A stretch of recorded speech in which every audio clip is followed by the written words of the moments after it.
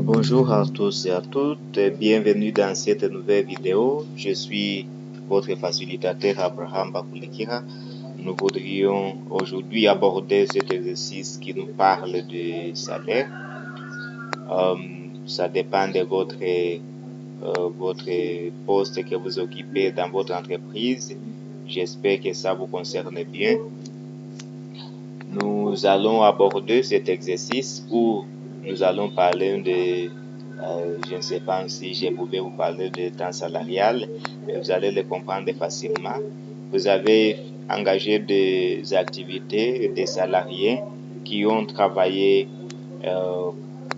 et sont payés selon leur grade. Quand nous parlons de grades, nous voyons les niveaux.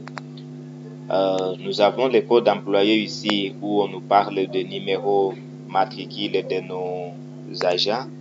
Nous avons aussi les grades ou les niveaux de nos agents. Il y a les agents du grade 1, du niveau 1, niveau 2, niveau 3.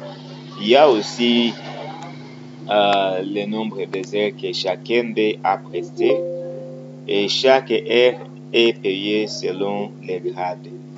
Pour celui qui a grade 1, il a un montant, et pour celui qui a grade 2, il a un montant défini, ainsi que celui qui a grade 3 ou qui est du niveau 3. Alors, comment trouver ces montants? Ces montants, c'est que nous appelons ici les salaires horaires.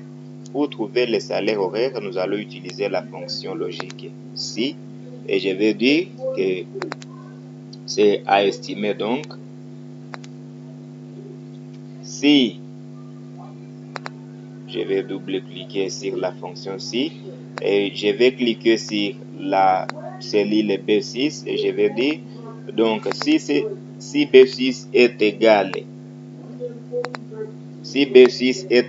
à 1, donc si on trouve que le travailleur est du niveau 1, point virgule, nous mettons les résultats. Ce qui va résulter, c'est quoi?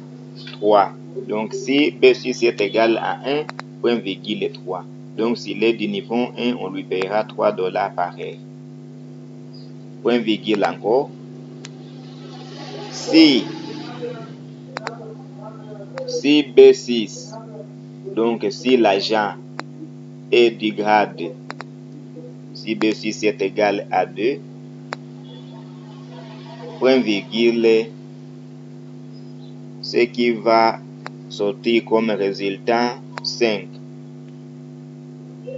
Et si dans le cas contraire, votre salarié, votre agent, votre travailleur n'est pas du niveau 1, non plus niveau 2, on peut estimer qu'il est alors au niveau 3 comme nous avons dans notre rubrique ici. Et là, celui qui a grade 3, je voudrais que nous lui payions $7. Et je vais fermer la parenthèse 2 fois. Je ferme la parenthèse 2 fois puisqu'elle a été ouverte à ce niveau. Elle a été ouverte aussi à ce niveau.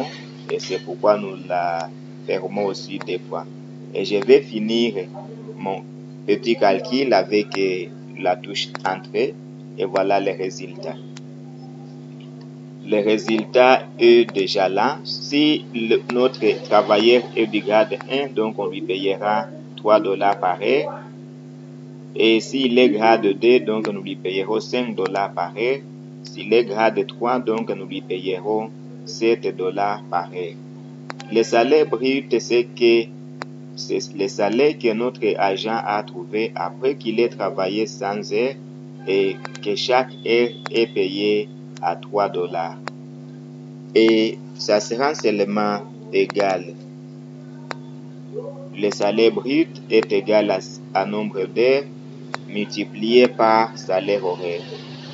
Je vais finir avec la touche Entrée et voilà les résultats.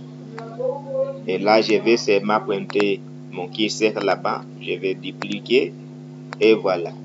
Chacun a travaillé pour ça du début jusqu'à la fin. Après ça, nous avons aussi les retenues. Les retenues, c'est un petit montant qu'on peut retirer sur votre salaire pour couvrir d'autres dépenses du bureau comme des taxes de l'État, comme des impôts, ainsi de suite, ou encore des mutuelles de santé quand on parle des institutions non gouvernementales ou encore des institutions privées. Et ça c'est estimé en pourcentage. Je vais dire que le revenu sera égal au salaire brut multiplié par, je vais estimer, moi j'estime à $5, à 5% plutôt, salaire brut multiplié par 5%. Les 5% là, c'est ce qu'on doit retrancher sur le salaire de chacun de mes agents pour couvrir leurs dépenses là, leurs taxes et les autres obligations qu'ils doivent à notre entreprise et à l'État. À part ça, nous avons le salaire net. Le salaire net n'est autre que ce qui revient à mon salarié, ce qui revient à mon travailleur après avoir travaillé pour $300 et $15 a été retiré dedans pour les dépenses là que je vous ai citées. Et ça sera donc égal, le salaire net sera égal au salaire brut moins retenu. Donc, j'ai déjà trouvé ce que c'est censé que mon travailleur aura après tous les calculs.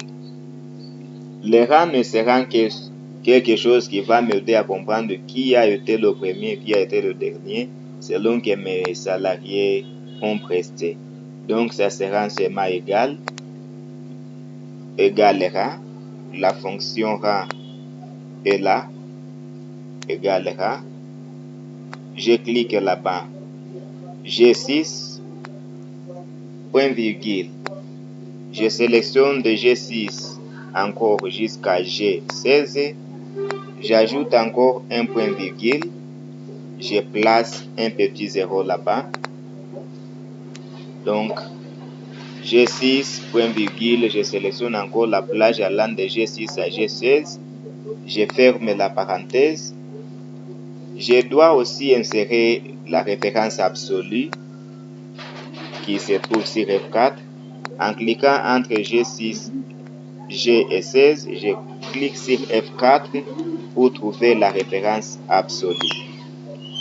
Les zéros ici signifient que nous cherchons une cellule correspondante ou une cellule égale à, qui n'est ni supérieure ni inférieure donc. Et là, nous allons cliquer sur la touche Entrée pour terminer. Je vais dupliquer. Voilà l'ordre de mes agents. Celui qui a eu le plus grand salaire, c'est celui-ci. Il a mis $230,25. Le deuxième est là. Il a eu $130. Nous avons deux qui ont